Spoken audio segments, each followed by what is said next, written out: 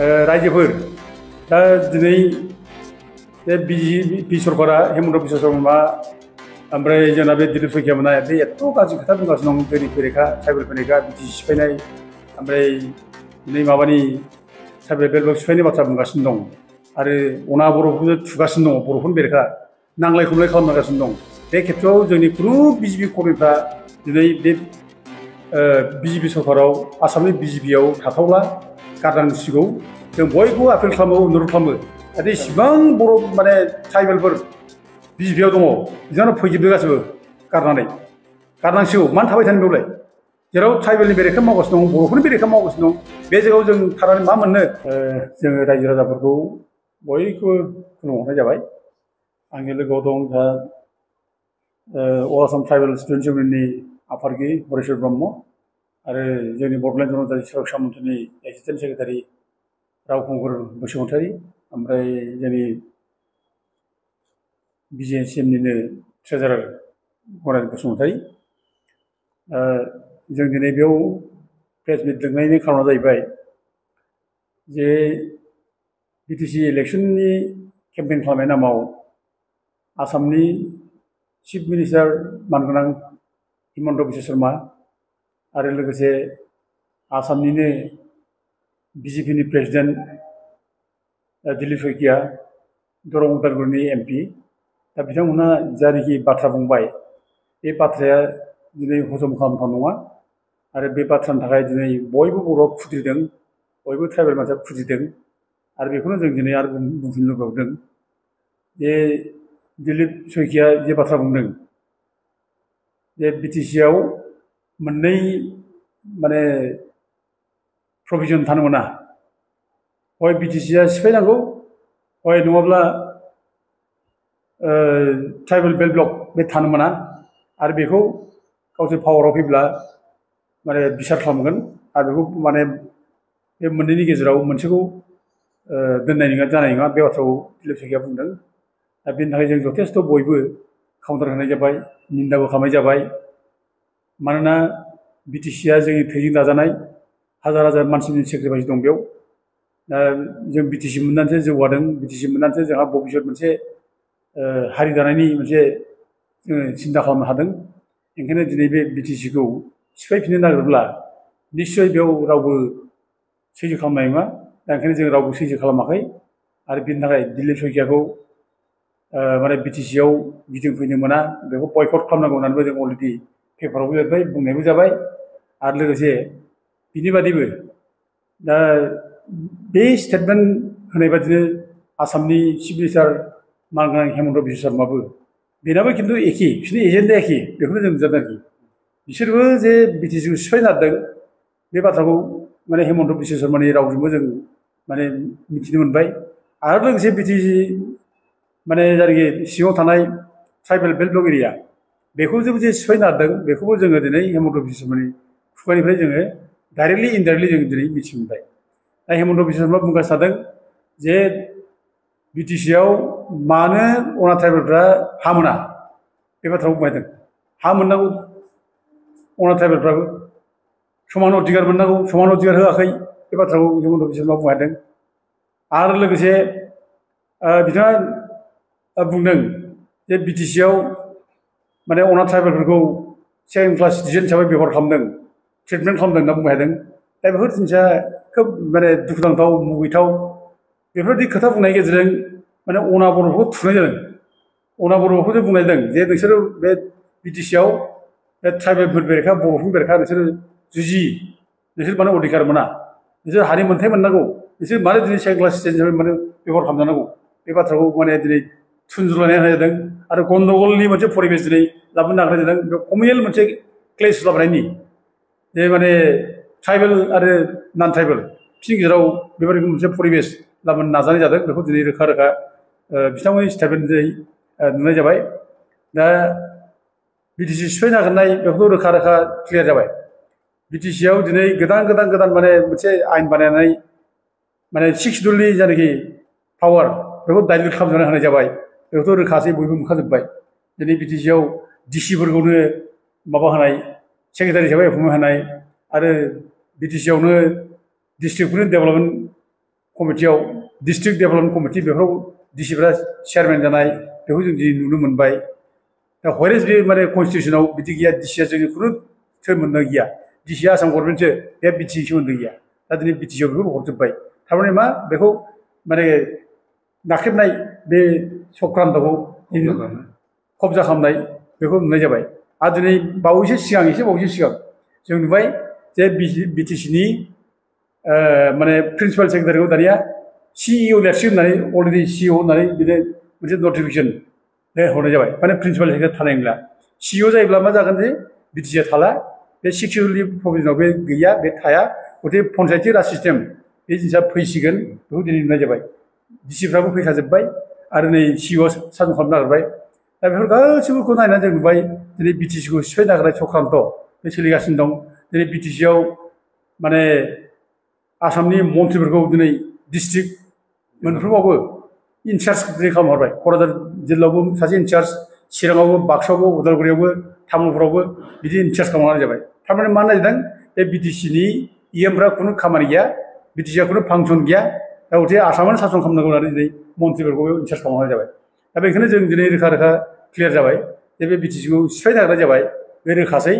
आरो लोगोसे नैबे माने बिसिडिसिआव जे इलेक्सन खालामनो नागिरनाय बेबो मोनसे खिन्थु बिटिसिखौ सिफायनो नागिरनाय चक्रान्त बिटिसिआ मोजां जाहाथे माने खुंथाय लाबोनो हायो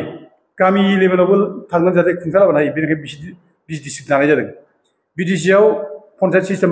माने गैया पन्सायती राज बे नियमा सोलिया बेखायनो बिटिसिआ गामि लेभेलावबो खुंनो थाखाय दिनै गामि लेभेलनिफ्राय माने जौगानाय लाबोनो थाखाय बिसिडिसि खालामनाय जादों दिनै बे बिसिडिसिखौबो सिफायनो थाखाय जोंना हेमन्त बिश्व शर्मा बेखौ माने कौसल खालामदों बे नुनाय जाबाय आरो दिनै माने बिसिडिसिआव सेक्रेटारि माने एपइन्ट खालामनो नागिरनाय बे बिसिडिसिआव आसामनि सेक्रेटारि थाया बेयाव आरो बे सेक्रेटारि थायोब्ला बे माने पन्सायती राजनिसो नियम बियो दा गथे बेनो रोखासै जे बिसिडिसिखौ सिफायनानै बेयाव माने पन्सायत सिस्टेम खालामनाय बे रोखासै बेखायनो दिनै जानाखि स्टेटमेन्ट होबाय दं हेमन्त बिश्व शर्मा गिदिं बे मुगैथाव निन्दा खालामथाव जों बेखौ मुगैयो निन्दा खालामो आरो ट्राइबेलफोरखौ माने ओरैबायदि माने आघात फोनांनाय जाबाय ट्राइबेल अना ट्राइबेल डिभिजन लाबोनानै ट्राइबेल अना ट्राइबेल क्लेसिं लाबोनाय बेखौ दिनै रोखा नुनाय जाबाय जे हानि मोनथाय इसोर मान मोना हानि मोनथाय मोननांगौ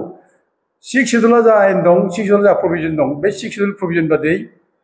नन ट्राइबेलफ्रा मा मोननांगौ मा मोननाङा बेखौ माने कन्स्टिटिउसना डिसाइड खालामगोन कन्स्टिटिउसना होगोन खिन्थु बे कन्स्टिटिउसनखौ सिफायनानै 6 शेड्युल प्रभिजनखौ सिफायनानै हानि मोनथाय मोननांगौ अना ट्राइबेलफ्रा माने हानि मोनथाय मोना बेल ब्लकआव माने हाबनो बेल ब्लकआव हाबनो मोननांगौ बेल ब्लकआव थानो मोननांगौ होननाय बाथ्राया मा बेल ब्लकखौ सिफायनो नागिरनाय बे बाथ्रा रोखा जादों आरो दिलीप शइकिया बुंनाय बाथ्राया बे क्लियार जादों आरोखि बे बेल ब्लकआ थानो मोनलिया बे क्लियार जादों माने 6 शेड्युल थाया बेल ब्लकनि माबाबो थाया जोंनाव खुनु ट्राइबेल प्रटेक्सन नांगौ जेबो माने बेबस्था थानो मोना बे बाथ्राखौ दिनै बुंनाय जादों बे रोखा जाबाय ओमफ्राय दाना नैबेयाव फैफिनदो बे माने सेकेन्ड क्लास सिटिजेन अना ट्राइबेलखौ बेबहार खालामनो होननाय बुंनाय रावबोथ' बिदि खालामाखै दिनै अना ट्राइबेलफ्रा बेयाव फैनानै एथ' फ्रि थागासिनो दं जोंनि हा हुखौ लानानै दिनै सेनानै लागासिनो दङ हानि एलटमेन्टआथ' बर'फ्रानो गैया ट्राइबेलफ्रानो गैया गोबाङानो गैया बेयाव दासिमबो जेरै गुबुनफ्रा माने एलटमेन्ट मोन्दों वेरेस जोंनि ट्राइबेलफ्रा दिनै हानि एलटमेन्टखौ मोनाखै हाफ्रानो गैया दिनैसिमबो दा गथे सेकेन्ड क्लास स्टुडेन्ट बायदों होननाया बेथ' बिराद अननाय बे सिम्पोल जाथि सादा सिदा जाथि बर'फ्रा जे सोरखौबा माने सेकेन्ड क्लास बेबहार खालामनाय सोरखौबा मुगैनाय सोरखौबा नेवसिनाय बे खुनुदिन जानाया खालामफेराखै बरंस बर'फोरखौसो जेराव थांनो बेखौ सै लै मुगैनाय नेग्लेक्ट खालामनाय बेखौ खालामबाय थानाय जादों बेखौ नुदों आरो बिटिसिआवथ' जोङो दिनैसो बिटिसि एसे मोननानै किसु एसेसो जौगादों खिन्थु बिटिसि मोननाय सिगां दिनै सारा आसामाव माने ट्राइबेल माने बिराद मुगैनायमोन थाहोफाया जाहोफाया खाथियाव गसंहोफाया सुवा जायो साया नांबानो माने सुवा जायो होननाय खोथा न'आव आथिं हैब्लानो माने माबा लिरनाय न' लिरनांलायनाय गोबोरखिजों माने हा लिरनानै फैनांनाय ओंखाम बोथिसे जायोब्ला थोरसि गुदियाव माने गोबोरखि दोनलायखानानै माने न' माने लिरनानै फैनांनाय बेफोर ट्राइबेल सायाव जादोंमोन ना अननाय अयथासार जार फले ट्राइबेलफ्रा थाजाबनायनि थाखाय सेपारेट हस्टेल माने बिनो गोनां जादों हस्टेलाव थाहोआ ज' जाहोआ हस्टेलाव ज' थाब्लाबो माने मुगैयो जाजाबफाया बेबायदि जार फले बै समनि ट्राइबेल लिडारफ्रा आलादायै माने मोनसे सेपारेट जोंनो ट्राइबेल हस्टेल नांगौ बिदि होननानै ट्राइबेल हस्टेल बिनो गोनां जादों आलदा दा बिथांमोननि मुगैनायनि थाखायनो बे अना ट्राइबेलखौ माने बिराद थुखोना होनानै हिंसा भाब सोना होनानै ट्राइबेलफोरखौ माने गादबनाय मुगैनाय बिसोरखौ माने दमन खालामनाय बे नीतिनि थाखायनो दिनै माने आसामाव 7टा स्टेट 7टा रायजो जाबाय दिनै 7टा रायजोआ दिनै ओरै जायाखै नर्थ इस्ट स्टेट ओरैनोथ' जायाखै बे हारसाफोरनि मुगैनायनि थाखाय जादों बे बामोनफोरनि मुगैनाय बे बामोनफोरनि माने हेव खालामनाय बेनि थाखाय जादों आरो दिनै थद्रुब सेम दाबो जेला हिमन्त बिश्व शर्मा जेखौ बुंदों दाबो सेम जोंखौ मुगैनाय जोंखौ नेवसिनाय जों माने क्लेश खालामनाय थुनज्लायनाय बेबायदि माने माबानि थाखायनो दिनै थुनज्लायनाय हिंसा लाबोनायनि थाखाय बेनि थाखायनो बर'फ्रा रायजो बिदों आलादा दिनै बिटिसि जाबाय आरो बे एखे सेन्टिमेन्टआ दाबो दं बर'फोरनाव जे बे आसामाव जों खुनुदिन थाफानो हाया बिसोरो गोरोबनो हाया गथे जोंना आलादा रायजो नांगौ बे सेन्टिमेन्टआ दङ आरो बे हिमन्त बिश्व शर्मानि स्टेटमेन्ट दिलीप शइकियामोननि स्टेटमेन्ट बेनि थाखायनो बर'फ्रा आलादा रायजो बिगोन आलादा रायजो लानानै आलादा सुखिया भाबै रायजो जागोन बे बयहाबो माने बिखायाव गोरबो बिखायाव बर'फ्राव दाबो दङ दा बेखायनो जों दिनै बे जायनाखि स्टेटमेन्ट होबाय हिमन्त बिश्व शर्मा जों बेखौ गोख्रोङै निन्दा खालामो मुगैयो आरो माने माबानि खोथा आं फरायना होनो लुबैदों बिष्णु प्रसाद राभा लिरनाय लेखा बियो रचना सम्भार बे लेखायाव बिष्णु प्रसाद राभाया असमियाफोरखौ साबधान होखादों बे सै लै खालामनाय मुगैनाय गाज्रि बेबहार खालामनाय बिनि थाखाय बुंखादों बिष्णु प्रसाद राभाया बे बुंदों हुना कछारी जाति जियाइ थाकिले अखमिया जातियाव जियाइ थाकिब कछारी जाति मरिले अखमिया जातियाव मरिब आरो लगे लगे पृथ्वीर बुकुरफोरा अखम नामेयाव चिरकाले मस खायजाब कारण बर्तमाনৰ অসমৰ कछारी जाति प्राचीन कामरूप পৰা কামৰূপীয়া আৰু আজিৰ অসমৰ আসল অসমীয়া হিমন্ত বিশ্ব শৰ্মা ডাঙৰীয়া আপুনি এই জনজাতিসকলক বড়ো কছাৰীসকলক যে ঘিণ কৰিছে আপুনি এই ঘিণ কৰাটোৱেই এদিন অসমখন আৰু টুকুৰা টুকুৰ হ'ব সেইকাৰণে আপোনাক আমি সাৱধান বাণী আমি আপোনাক দিওঁ যাতে এই আপোনাৰ ঘিণ আপোনাৰ দমন নীতি এইটো আপুনি পৰিহাৰ কৰক আৰু ট্ৰাইবেলসকলৰ যিটো অধিকাৰ দিছে মানে 6 শিডিউল বিটিসি এইখন ভালকৈ পৰিচালনা কৰিবৰ কাৰণে আপুনি সুযোগ দিয়ক আমি আপোনাক অনুৰোধ জনাইছোঁ दा बेजों लोगोसे जोङो दिनै माने एथ' गिदिर स्टेटमेन्ट होनबाय एफा गाज्रि स्टेटमेन्ट होनबाय बे समावबो जोङो दुलाराय बर' फरायसा आफादे जेबो बुङाखिसै खुनु स्ट्रं मोनसे बिसोर रल लायाखिसै जों बेखौ दुखु खालामो निन्दा खालामो दिनै दिपेन बर'आ दिनै बिनि सायाव फंसे खोथा बुङा दाखालि मोनसे स्टेटमेन्ट होदों बे सिगाङाव दिलीप शइकिया जेब्लानाखि बुङो बेखौ लाना बयबो जेब्ला आपत्ति खालामो बयबो जेब्लानाखि निन्दा खालामो बे समाव माने बे नंखायखौनो साधारन मोनसे खोथा बुंगोन दिपेन बर'आ जे बे इलेक्शन केम्पेइनाव अनेक खोथा बुङो अनेक खोथा डिबेट जायो जोंहा बेयाव माने हाबनांगौ बाथ्रा गैया मालायनि इलेक्शन डिबेट खालामनायाव जोंहा एबसुआ जोङो माने डिबेट खालामनांगौ बाथ्रा गैया लाइट मोनसे स्टेटमेन्ट होननानै मिथि जादों खिन्थु दिनैथ' नुबायना मा जागासिनो दं दा ओंखायनो दिपेन बर'आ रिक्स लानांगौ नोंनो जिहेथु दिपेन बर'आ दिलीप शइकियाखौ नोङो देरहानांगौ होननानै एर'प्लेन गाखोलायनानै नोंनो माने केम्पेइनाव ओंखारदों नोंनो एमपि बानायदों दा दिनै नोंनि एमपिया दिनै माने बर' बेरेखा मानो खोथा बुंगासिनो दं मानो बिटिसि सिफायनाय बाथ्रा बुंगासिनो दं मानो ट्राइबेल बेल्ट सिफायनाय बाथ्रा बुंगासिनो दं आरो लोगोसे दिनै हेमन्त बिश्व शर्माबो नोंसिनि थ' क्ल'ज नोंसिनि एलाइन माने मोनसे गभर्नमेन्ट बेखौ दिनै माने बर' बेरेखा बाथ्रा बुंगासिनो दं नों दिनै मानो बेखौ बुंनो हाया जेबो फंसे खोथा बुंनो हाया नोंसोर मानो दिनै स्ट्रं नङा मानो नोंजों आंजों माबा मोनसे जालायोबा नोंसोरखौ माबा मोनसे क्रिटिसिजम लाबोयोबा नोंसिनि भुलखौ बुंब्ला नोंसोर जोंखौ एखेबारे फुथुला सावो सिगियो नोंसोरो सोरखौबा बुयो नोंसोरो सोरखौबा अन्थाइ खुयो नोंसोरो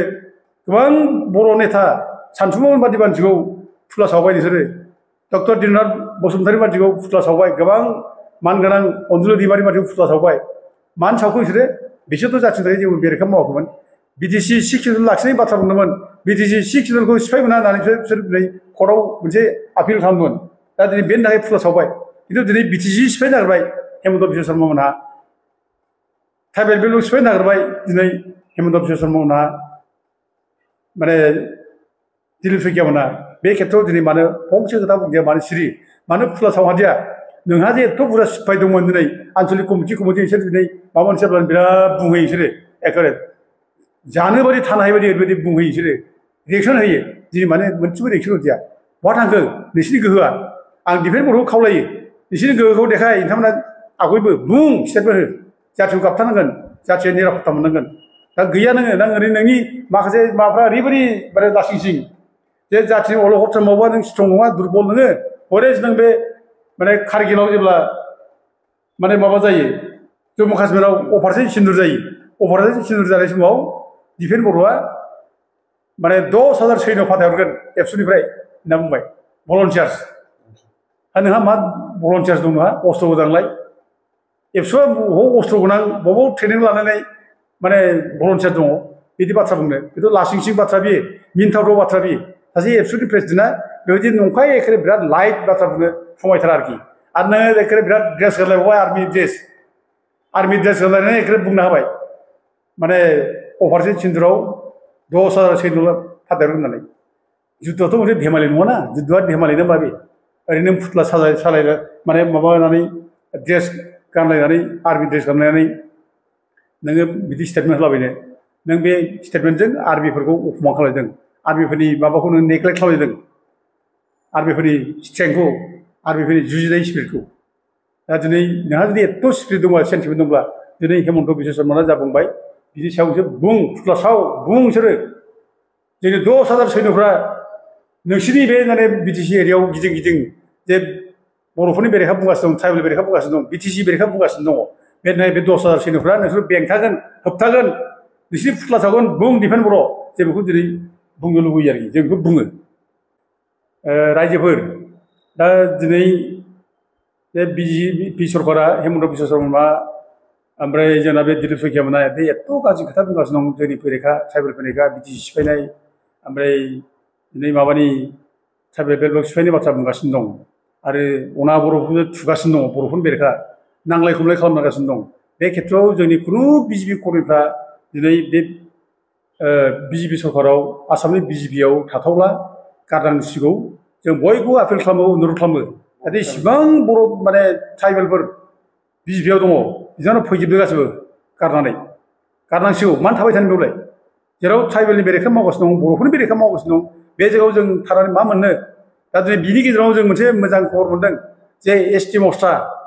स्टेट बिजेपिनि एसटि मर्चानि प्रेसिडेन्ट शिबनाथ बसुमतारी शिबनाथ ब्रह्म दा बिथाङा अलरेडि बिथाङा बिजेपि गारनानै फैबाय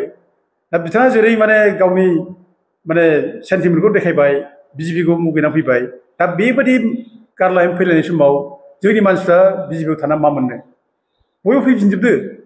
फैनांगौ दा गारनानै फैनांगौ गासैबो दा गावनि जाय आफादफोर दङ बेयावनो फैनानै जों जाथिनि थाखाय गाबथा फैदो जों बेखौ बयबो खावलायबाय दा गोजोन्थों रायजोफोर